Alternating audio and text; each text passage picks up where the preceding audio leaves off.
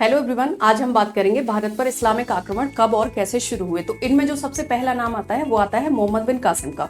मोहम्मद बिन कासिम वो व्यक्ति है जिसने 712 एडी में सर्वप्रथम भारत पर आक्रमण किया और ये एक अरब आक्रमणकारी था। इसने देवोल पर आक्रमण किया। देवोल वर्तमान में जो कराची है, इसका प्राचीन नाम जो था वो देवोल था।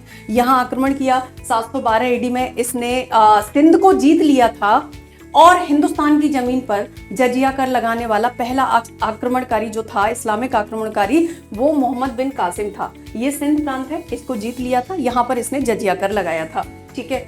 इसके बाद जो दूसरा आक्रमणकारी आता है वो आता है महमूद गजनी। ये वही महमूद गजनी है जिसको हम मध्यकालीन भारत या मिडाइवल हिस्ट्री जब पढ़ते हैं तो पढ़ते हैं कि एक आक्रमणकारी ने 17 बार आक्रमण किए थे, वही है महमूद गजनी। तो महमूद गजनी आता है और इसने हिंदू शाही पर आक्रमण किए, नगरकोट पर आक्रमण किया, जिसका वर्तमान जो नाम है वो है कांगड़ा।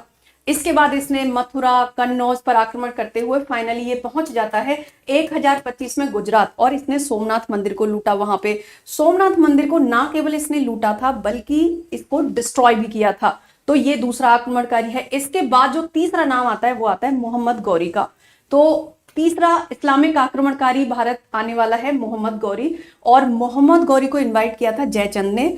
जयचंद जो कि कन्नौज में रूल करते थे। तो इस तरीके से मोहम्मद गौरी ने आक्रमण किया भटिंडा पर, और भटिंडा उस समय पर आता था पृथ्वीराज चौहान के अंतर्गत। तो इस तरीके से 1191 में लड़ाई हुई मोहम्मद गौरी और पृथ्वीराज चौहान के बीच में, जिसमें मोहम्मद गौरी को हरा दिया।